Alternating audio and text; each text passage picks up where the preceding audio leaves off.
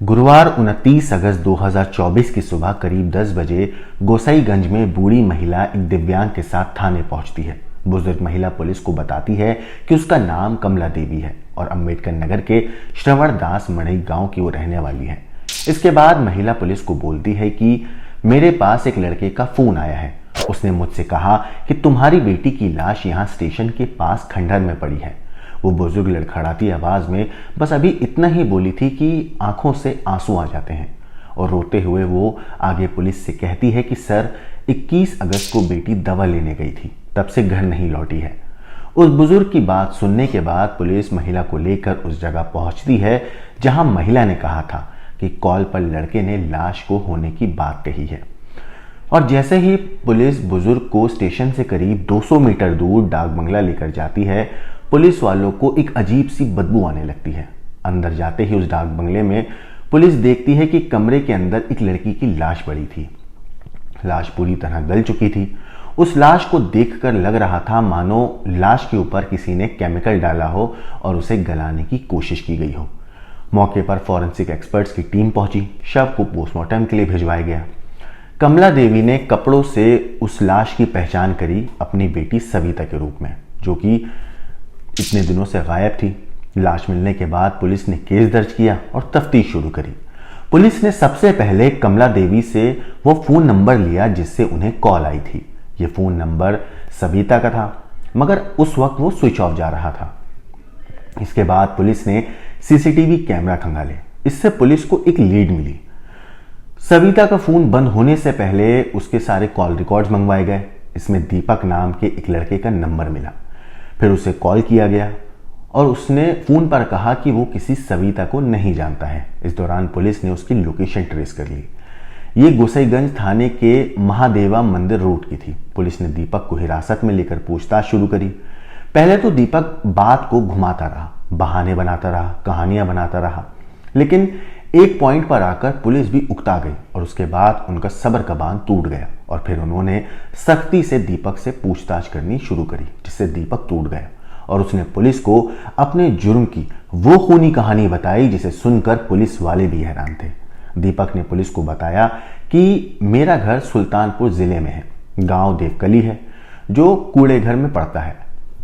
मैं खेतों में काम कराने का ठेका लेता हूं। अंबेडकर नगर में भी यही काम करता था। सविता के गांव में मेरे एक रिश्तेदार का घर है। 3 साल पहले वहां एक कार्यक्रम में था। मैं सप्ताह भर के लिए वहां गया। इस दौरान मेरी सविता से मुलाकात हुई, बातचीत शुरू हुई, हमारी दोस्ती हो गई। ऐसे हमारा अफेयर शुरू हुआ। मैं उसके गांव के पास ही अपने दोस्त के यहाँ आने जाने लगा। मैं और सविता मिलने जुलने लगे। फिर मैंने उसे प्रपोज कर दिया। सविता से मुलाकात के 1 साल के बाद मेरी गोसाईगंज में शादी हो गई। ये बात मैंने उससे छिपा कर रखी। मैं सविता को खोना नहीं चाहता था, लेकिन 2 महीने पहले उसे सब कुछ पता चल गया। इसके बाद उसने मुझसे बात करना बंद कर दिया। वो अच्छी लड़की थी। इसके बाद मेरी हालत पागलों जैसी हो गई। मेरी उससे बात होनी ही बंद हो गई थी, लेकिन मैं उसके बारे में सब कुछ पता करता रहता था। मुझे पता चला कि वो मेरे दोस्त से बात करने लगी है, वो किसी और के टच में है। इसीलिए मैंने उसे फ़ोन किया, मैसेज किए और कहा कि आखिरी बार मुझसे मिल लो। उसने मुझसे कहा कि मेरी पत्नी को सब कुछ बता देगी। मैं ससुराल में ही था। मैंने उससे कहा कि ठीक है, मिलकर बता दो। मैं ज़्यादातर ससुराल में रहता था, कई बार स्टेशन गया था, इसलिए मुझे खंडहर के बारे में सब कुछ पता था। लेकिन 21 अगस्त को करीब 2 बजे मैं एक बार खंडहर के अंदर गया। सविता 4 बजे तक आने वाली थी। मैंने पूरी प्लानिंग कर ली थी कि आज के बाद या तो वो जिंदा नहीं बचेगी या फिर किसी और से बात नहीं करेगी। इसके बाद पुलिस ने जब उससे पूछा कि तुमने सविता को कैसे मारा, तो दीपक ने पुलिस को बताया कि मैं सविता को अयोध्या के गोसाईगंज स्टेशन के पास खंडहर में ले गया। वो मुझसे कहने लगी कि आज के बाद अपना मुंह ना दिखाना। मैं उससे संबंध बनाने की कोशिश करने लगा तो वो मुझे गालियां देने लगी। बोली कि पुलिस के पास जाऊंगी, तुम्हारी कंप्लेन करूंगी। बस मुझे गुस्सा आ गया। मैंने पहले उसे पीटा, फिर दोबारा उससे संबंध बनाने की कोशिश करने लगा, मगर वो नहीं मानी। इसके बाद मैंने गला दबाकर उसे मार डाला। पुलिस ने जब दीपक से पूछताछ करी तो दीपक ने यह भी बोला कि सविता ट्रेन से स्टेशन पहुंची। पहले दोनों ने स्टेशन पर चाय पानी किया। इसके बाद दीपक उसे अपनी बातों में फंसाकर खंडहर तक ले गया, जहां उसके साथ उस जबरदस्ती संबंध बनाने की कोशिश करने लगा। जब सविता ने उसका विरोध किया तब उसने उसकी गला घोंटकर वहीं पर हत्या कर दी। इतना ही नहीं, दीपक बताता है इस पूरे मामले पर पुलिस को कि सविता की पर्स और मोबाइल फोन वो अपने साथ ले गया था। उसे ये जानना था कि सविता को कौन कौन फोन करता है, लेकिन 2 दिन तक किसी का फोन नहीं आया। वो 2 दिन बाद फिर खंडहर गया। उसने लाश देखी जो कि अब सड़ना शुरू हो चुकी थी। अब आप सोच रहे होंगे कि दीपक ने आखिर कॉल करके पुलिस को सबूत क्यों दिया, इतना बड़ा लाश के बारे में जानकारी क्यों दी। तो इसका जवाब है कि सविता का कत्ल करने के बाद दीपक हर रोज पेपर में पढ़ता था ताकि उसे कत्ल की खबर पढ़ने को मिले, लेकिन ऐसा हुआ नहीं, किसी तरह की चर्चा नहीं हुई। तब उसने सविता के घर वालों को खुद फोन करके क्राइम स्पॉट के बारे में बता दिया। लेकिन जो बात शुरू में लग रही थी कि केमिकल डालकर लाश को गलाया है, उसके बारे में जब दीपक से पुलिस ने पूछताछ करी तो दीपक ने साफ इनकार कर दिया। बल्कि फॉरेंसिक एक्सपर्ट्स ने प्राइमरी रिपोर्ट में लाश के फूलने के बाद चमड़ी का फटना ये वजह पाई थी लाश को इतना अजीब से तरीके से सड़ने की।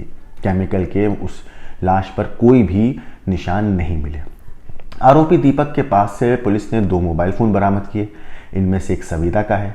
इसके बाद पुलिस ने शुक्रवार की दोपहर सविता की जो डेड बॉडी थी वो रिश्तेदारों को सौंप दी। हालांकि डीएनए सैंपल लिए गए हैं बॉडी के, ताकि आरोपी दीपक के खिलाफ मजबूत एविडेंस जुटाई जा सके। ये थी कहानी दीपक और सविता की। दीपक जो सविता से प्यार करने का दावा कर रहा था, लेकिन जब वो एक तरीके से सविता को धोखा भी दे रहा था शादीशुदा होने के बावजूद, लेकिन सविता को इस रिश्ते से बिल्कुल इनकार था। वो नहीं चाहती थी कि जब दीपक की शादी कहीं और हो चुकी है तो वो दीपक के साथ किसी भी तरह का कोई रिश्ता रखे।